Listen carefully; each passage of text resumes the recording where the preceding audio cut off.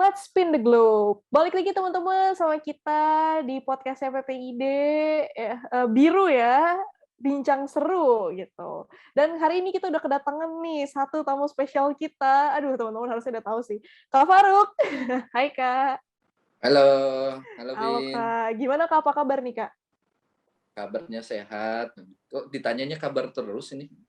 Iya kan kakak sibuk banget nih ya. Kita tahu nih, soalnya kakak 24/7 gitu kan.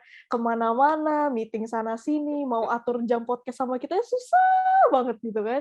Jadi, Walah, ini berarti udah ngalahin restoran yang paling hebat 24/7 dong ya? oh iya jelas lah Kak Faruk gitu kan. Aduh, the best banget emang 24/7. Aduh, berat ini. Aduh. Jadi Gimana gimana kabar? nih Kak? Aku baik, sehat kok. Kakak gimana, sehat nih ya? Sehat. Sehat dong. Ah, Kalau nggak sehat nggak bakalan bisa datang ke podcast yang paling keren ini dong. waduh, mantap, mantap. Oke Kak, nah kita punya ritual nih Kak di podcast kita nih ya. Jadi Mm-mm. sebelum kita masuk ke pembahasan gitu ya, boleh tahu gak nih Kak, Kak Faruk sendiri kalau mendefinisikan diri Kakak, ini Kakak mau mendefinisikan diri Kakak sebagai seseorang yang apa? Seseorang yang suka makan Nusantara. Suka makanan Nusantara. Ya, Ini unik banget sih. Kita belum pernah tahu nih sisi ini dari Kak Faruk. Emang Kak Faruk suka makan apa sih? semuanya. Walaupun tinggal di Australia gitu, semuanya masakannya harus masakan Jawa Nusantara. Yang paling disukain apa Kak? Yang Hmm? paling kayak, wah waktu di Australia kayak kangen banget pengen makan ini banget gitu. Itu apa tuh Kak? Semuanya makanan Indo, semuanya. Semuanya? Pasti Waduh, tiap hari itu pasti beda, tiap hari beda pasti ya. beda, pasti beda. Gudeg, pecel gitu ya. Pokoknya harus dicari itu. Walaupun Harus saat masih ini gitu ya, semuanya masak sendiri semuanya. Walaupun kadang-kadang rasanya juga nggak jelas.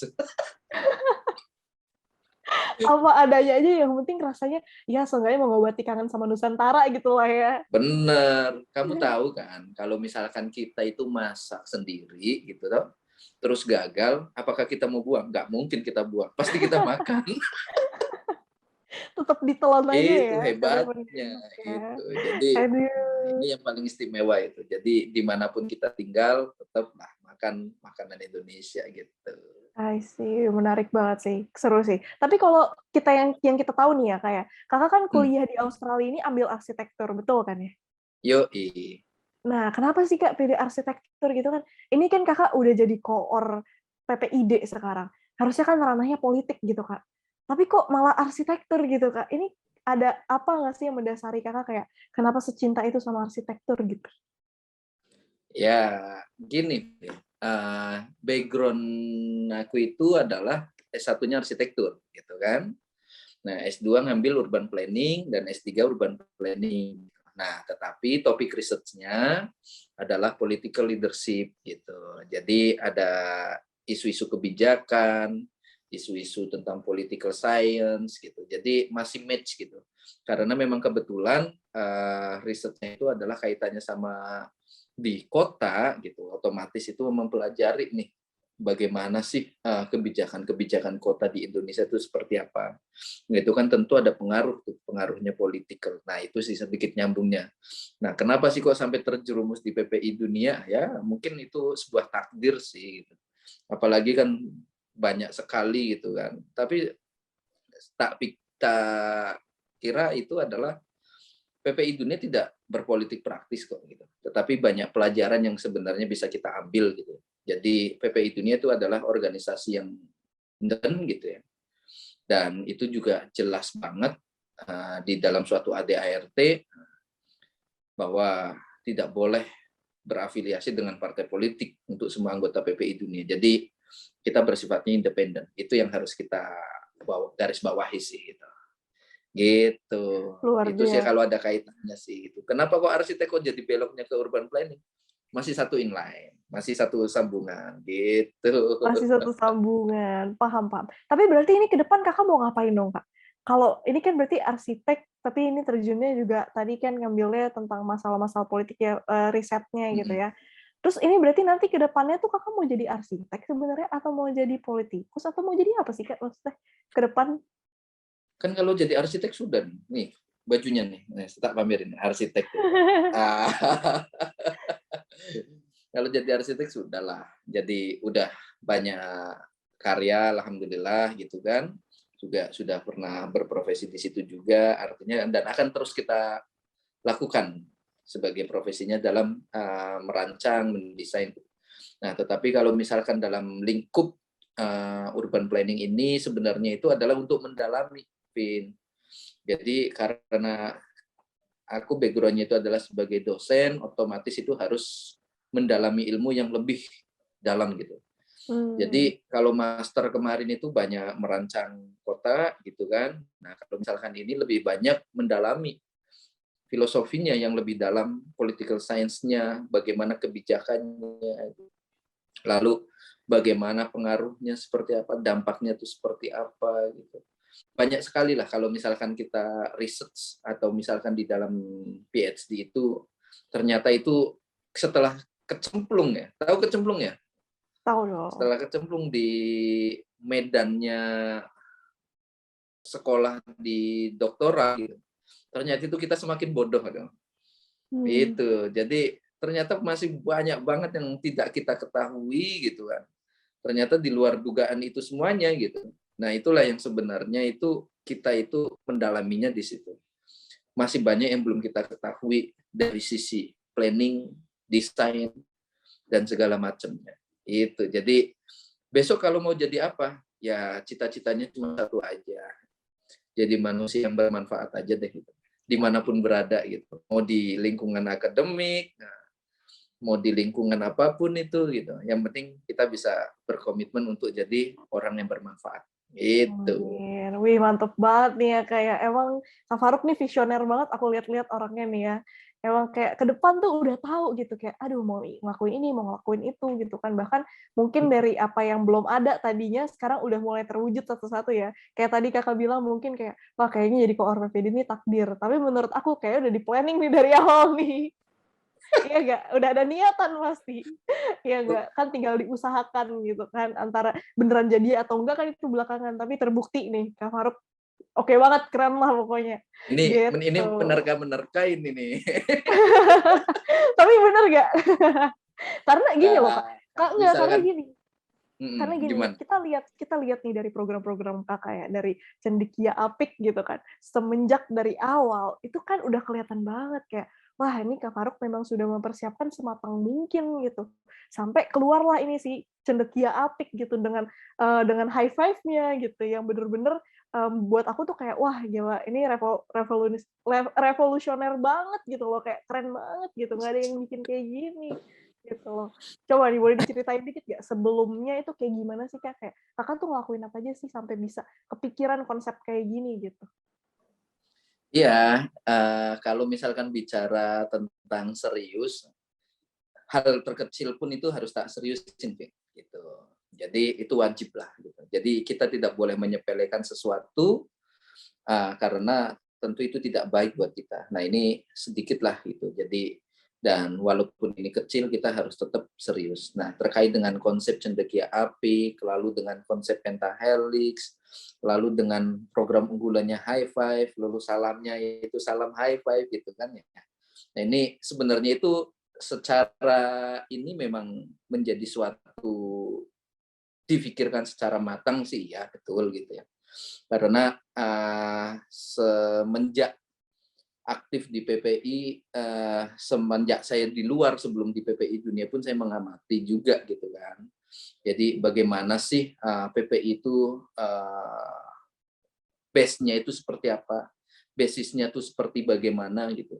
Sehingga ketika pada saat mencoba menawarkan konsep cendekia apik dan dengan konsep pentahelix itu berdasarkan mini riset sebenarnya. Jadi karena basisnya saya adalah seorang PhD candidate dan ternyata yang background yang pernah saya alamin itu adalah dari community, dari industri juga, banyak bergerak juga dengan unsur pemerintah. Nah, kenapa sih kok PPI tidak coba tak buatkan konsep semacam seperti itu juga dengan pentahelix gitu. Karena menurutku dengan konsep pentahelix saat ini itu adalah suatu konsep yang mungkin bisa tak bilang itu adalah yang perlu dibutuhkan. Karena itu suatu keniscayaan untuk kita di PPI Dunia untuk bekerja sama, berkolaborasi, dan bersinergi. Tidak boleh kita salip-salipan, saya unggul kamu di belakang saya gitu. Itulah kenapa saya menggunakan konsepnya no life behind gitu. Tidak boleh ada yang tertinggal, tetapi bersama-sama. Jadi apa yang diperlukan negara, kawasan, semuanya itu bisa bareng-bareng sehingga ini bisa maju bersamanya. Nah, ini tinggal bagaimana nih mengreaktivate semuanya, semua unsur gitu, biar semuanya itu berjalan seiringan semuanya. Itu sih. Jadi rencana seperti apa, sekecil apapun itu memang harus diseriusin. Itu wajib gitu. Nah, kalau misalkan itu belajar, kalau misalkan kita sudah serius, otomatis untuk merencanakan sesuatu yang besar seperti di PPI Dunia itu pasti akan lebih enak gitu. Karena timnya PPI Dunia kan luar biasa banget nih. Contoh nih, saya Vine, terus sama Kang Ade, segala macam. Wah, luar biasa banget. Dengan di support sistem yang seperti itu udah otomatis sudah enak banget lah. Betul banget sih, gila. Kakak keren banget sih, parah. Berarti ini semua tuh segala hal kecil harus diseriusin ya, kayak. Ini Kak Faruk nih tipe-tipe ya, hal kecil aja udah diseriusin, guys. Apalagi pasangan nih, guys. Pasti diseriusin banget. Ya, Pasti serius dong, harus pasti serius serius dong. dong. Waduh, Harus. mantep banget. Harus ya, Kak ya.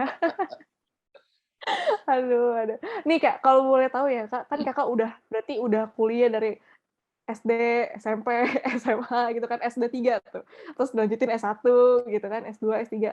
Nah, ini tuh ada nggak sih Kak, dari Kakak nih misalnya, apa sih yang dipelajarin gitu atau ilmu-ilmu tertentu nih dari apalagi dari arsitek ya, kayak, wah gila ternyata waktu dibawa ke organisasi, ternyata ada ya ilmu-ilmu yang bisa diterapin gitu dari nggak tahu ya, mungkin ada ilmu penerapan dari arsitek ngebangun rumah gini segala macam hitungannya, perhitungannya seperti apa gitu, Kak. Ada nggak sih sangkut pautnya nih, Kak, gitu sama Kakak merancangkan PPID ini gitu? Kalau misalkan sangkut pautnya secara teknis mungkin sedikit gitu.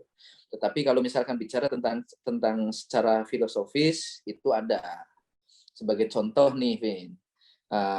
Dulu aku diajarkan nih sebagai mahasiswa untuk jadi seorang arsitek itu untuk dalam mendesain atau membangun rumah itu harus dimulai dari fondasi gitu kan. Lalu baru dinding, baru atap gitu. Sama gitu.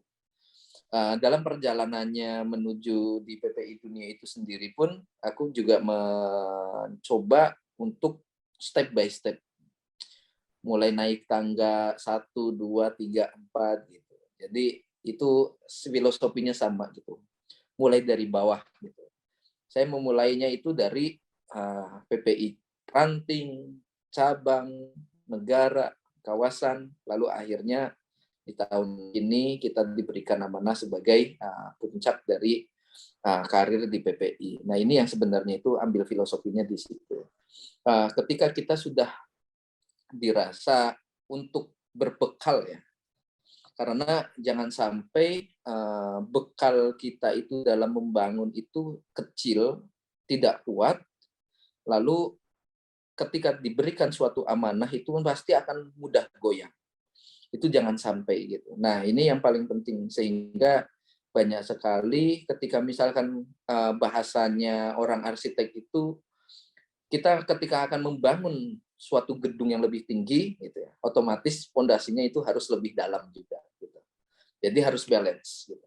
Jangan sampai ketika misalkan kita mencoba untuk berperan di PPI Dunia gitu.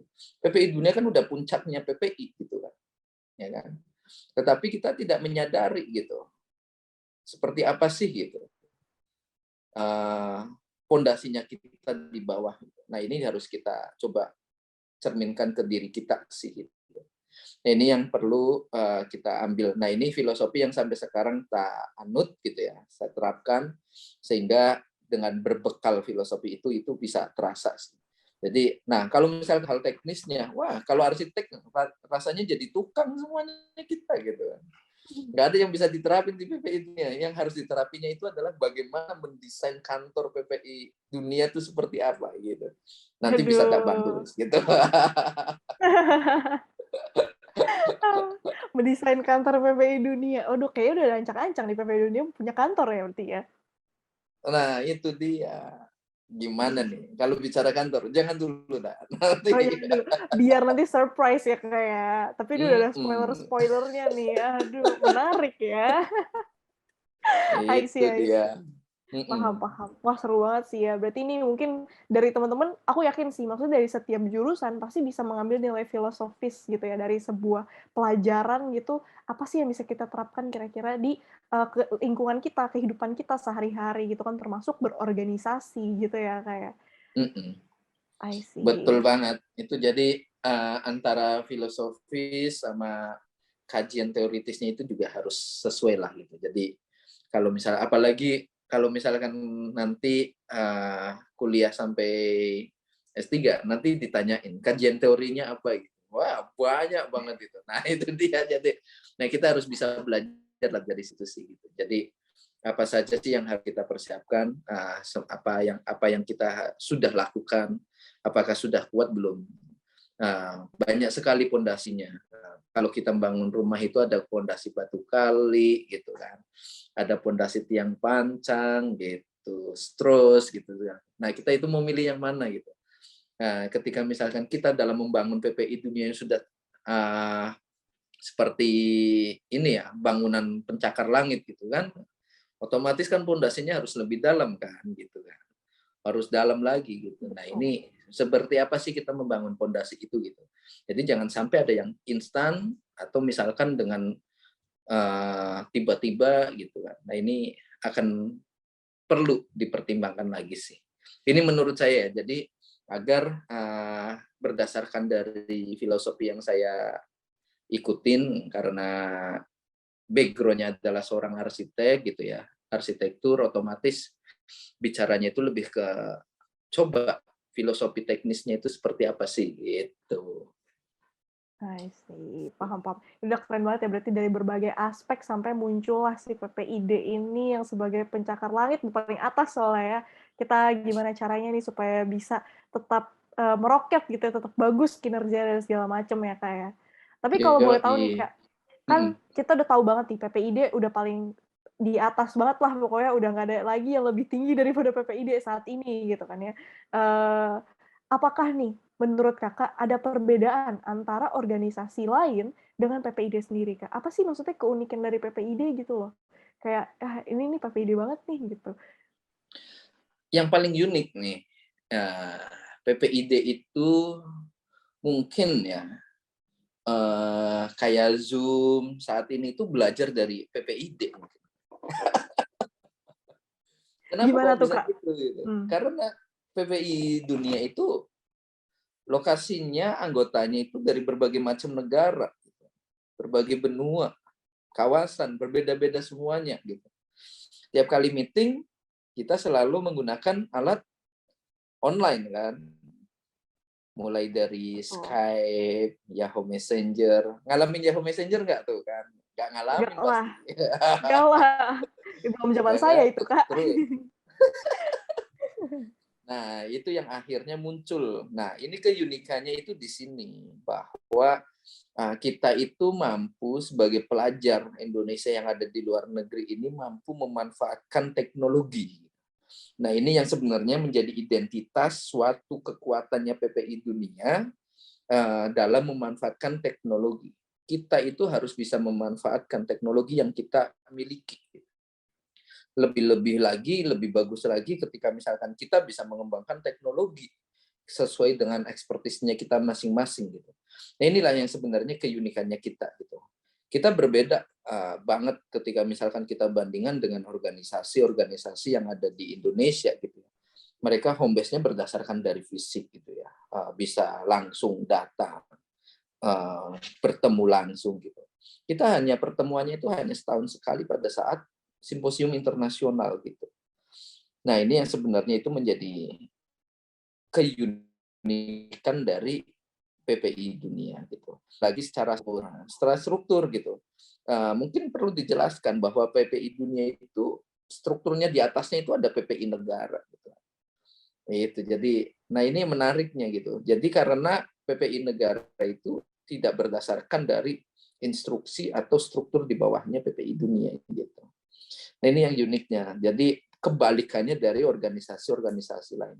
Fungsinya dari PPI dunia itu adalah fungsi coordinating, sehingga ini akan sedikit berbeda dibandingkan dengan organisasi-organisasi lain yang strukturnya itu adalah instruction gitu.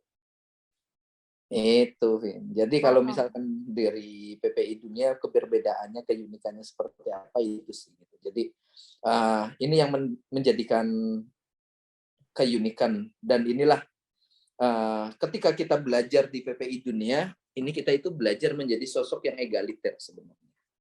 Jadi kita itu karena sistem pengambilan keputusannya itu bersifat kolektif kolegial, sehingga ini yang lebih enak gitu. Jadi tidak bisa mengambil keputusan berdasarkan satu pihak, keputusan seorang koordinator enggak bisa. Jadi itu yang membedakan. Jadi inilah keunikannya dari PPI dunia seperti apa sih gitu. Itu sih. Oke, berarti dengan kata lain PPI dunia ini tuh organisasi yang LDR ya? LDR. Bukan Gak apa-apa. LDR gitu. Gimana? Jadi hampir mirip dengan Indonesia gitu. Indonesia itu berpulau-pulau terpisah-pisah semuanya kan, Jawa, Kalimantan, Sumatera, Sulawesi, Nusa Tenggara, itu kan berpisah-pisah semua ya kan? Iya. Nah, kalau misalkan ini sebenarnya PPI dunia itu menjadi mini Indonesia gitu. Oke. Jadi Mini itu tidak ada Indonesia yang LDR di negara-negara lain. Jadi kalau misalkan di Indonesia itu punya Bhinneka Tunggal Ika gitu kan. Nah, kita itu PPI dunianya itu PPI dunia yang berbhinneka tunggal ika juga gitu. Jadi semuanya itu bersatu-satu semuanya. Walaupun berbeda-beda lokasinya gitu. Jadi sangat beragam gitu. Tapi semuanya itu masih jadi satu gitu. Kalau misalkan LDR kesannya kayaknya jauh banget gitu kan, nggak bisa komunikasi gitu. Nah, tapi kita mini Indonesia gitu. Jadi biar pas gitu. Oke, biar pas ya, iya. Soalnya tapi Cocok sekarang kan? banyak loh Kak, LDR tuh mesra banget loh Kak. Kan bisa sleep call gitu kan, kalau LDR. Kita juga sering gitu Kak, kan kalau di PPI ini gitu kan sleep call sambil rapat gitu kan. Ya guys, iya gitu kan. Udah pokoknya udah Ini ngantuk, iyain aja gitu. Nah, ini kebiasaan rapat yang sampai malam-malam ini kan. Oh enggak, Nah, kan ini kita oh rapatnya ya, nih ngikutin ada lagi, US Kak. ada yang bagus lagi nih, uniknya Apa lagi tuh? di PPI dunia.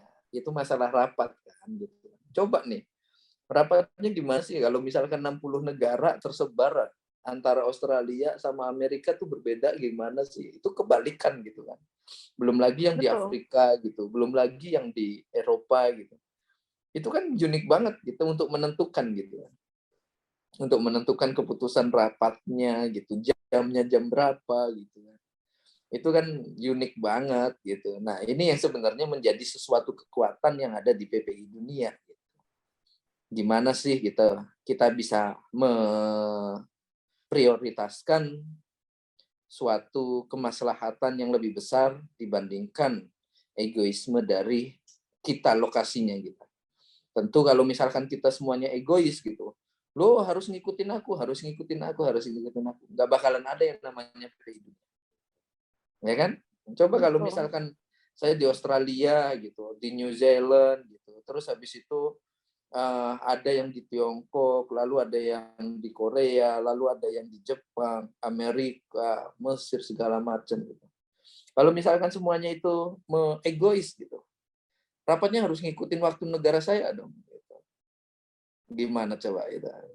Nah, nggak selesai itu. Nah, itu yang sebenarnya itu menjadi keunikan, kekuatan, sumber kekuatannya dari PPI dunia itu sendiri. Disitulah sumber kekuatannya kita.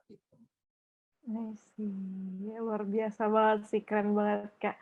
Berarti ini untuk satu periode ke depan siap ya teman-teman 24/7 nih ya, buat 400 sekian pengurus. Mantap banget nih, semangatnya 24/7 gitu ya. Kayaknya Betul. itu akan menjadi ini dong, tagline-nya Kominfo nih. Oh, Harus tagline Kominfo ya? Oh iya hmm, jelas, sampai malam-malam ini bagian, medsos juga, "Oh iya masih harus nge-post, ya nge-post yuk," gitu. Aduh, itu bagus gimana. tuh, bagus. Betul betul banget. Seru sih Kak ini Kak, tapi mungkin kita, udah kepotong waktu nih ya, maksudnya kayak kita harus buru-buru karena waktu gitu ya, waktu kita nggak Hmm. banyak gitu. Tapi mungkin bisa nih Kak, mungkin ada kata-kata penutup gitu dari Kakak, mungkin buat bukan penutup sih ya, ini bukan bukan apa namanya, bukan webinar ya. Mungkin kata-kata penyemangat gitu buat teman-teman pengurus atau teman-teman yang lain mungkin yang penasaran gitu sama PPI Dunia gitu. Ada nggak nih Kak, apa Kak kira-kira Kak? Eh, untuk itu mungkin jika ingin belajar, pengen mencoba nuansa baru, baru dalam suatu organisasi, aktiflah di PPI Dunia gitu. Karena apa? Ini menjadi sesuatu yang benar-benar pelajaran yang sangat luar biasa untuk kita mengelola suatu organisasi yang besar ini. Ini adalah organisasi yang sangat multicultural, yang sangat beragam, berbagai macam background itu ada, dimanapun itu ada, semua ada di PPI Dunia. Nah inilah yang kita sebenarnya sedang belajar. Makanya dalam kemarin gitu kan, saya selalu menekankan gitu kan, biarkanlah PPI Dunia itu sebagai pusat laboratorium. Itu kan sudah tercantum dalam suatu visi misi yang telah tak cantumkan pada saat menjadi koordinator gitu. Jadi PPI Dunia ini saya mengharapkan itu bisa menjadi sebuah pusat laboratorium terintegrasi. Jadi semua keilmuan, berbagai macam background keilmuan itu menjadi satu di PPI Dunia gitu. Bagaimana sih integrasi keilmuannya seperti apa? Antara yang eksak dan non eksak itu bagaimana gitu. Ini sebenarnya itu sebagai tempat pembelajaran, sebuah kawah candra di muka untuk kita ditempa menjadi sosok ataupun calon leader lah ke depannya. Nah, itulah kenapa juga kita menyusun suatu visi misinya itu juga untuk membersamai Indonesia Emas 2045. Karena sejatinya adalah PPI Dunia itu memiliki kekuatan, memiliki potensi yang sangat luar biasa dalam bidang human capital. Nah, itulah yang sehingga akhirnya kita mencoba membuatkan suatu konsep agar PPI Dunia itu menjadi pusat laboratorium yang khusus untuk mengembangkan human capital development. Ini adalah suatu langkah yang kita persiapkan agar kita itu bisa mampu memanfaatkan bonus demografi dalam rangka untuk membersamai Indonesia Emas 2045. Jadi jika memang saat ini masih banyak di luar sana yang masih belum bergabung dalam suatu kepengurusan PPI Dunia, please welcome gitu untuk terlibat dalam suatu kepanitiaan gitu. Gimana caranya coba nanti kita cari tahu gitu sehingga itu bisa mengetahui bagaimana sih gitu sih pola kerjanya itu seperti apa. Apalagi yang kita coba sedang kita terapkan itu adalah penerapan good organization governance gitu. Tata kelola organisasi yang baik itu seperti apa, mulai dari awal kesekretariatan administrasi kita tertibkan semuanya. Semua seluk-beluk segala macamnya kita terapkan. Nah, itulah yang sebenarnya kita seriusin. Karena potensi besar ada di PPI Dunia itu sudah terlihat gitu. Namun bagaimana kita itu bisa membuatkan roadmap-nya ke arah sana itu sudah benar atau enggak. Jadi jangan sampai kita salah berbeloknya ke kanannya banget atau ke kirinya banget gitu. Ini kita harus berada dalam rel sesuai dengan koridor biar di dunia itu bisa menjadi sesuatu organisasi yang bisa bermanfaat dan luar biasa manfaatnya untuk masyarakat Indonesia. Itu sih, Vin, yang bisa tak sampaikan gitu. Mulai dari konsep, mulai dari apa sih cita-citanya kita, visi misinya. Ya harapannya adalah PPI Dunia itu menjadi laboratorium kita semuanya. Pusat belajar, tempat belajar kawah candra di muka untuk kita semuanya menjadi calon leader tertentunya gitu. I see. Luar biasa banget Kak Faruk. Thank you so much Kak udah hadir di podcast perdana kita nih ya, Biru Bincang Seru di podcast pertama PPI Dunia loh gitu kan. Iyalah koordinatornya harus Mantap, pertama mantap. gitu kan. Uji coba gitu. Aduh, luar biasa banget. Thank you so much loh Kak Faruk. Thank you juga buat teman-teman Siap, yang udah siap. nonton.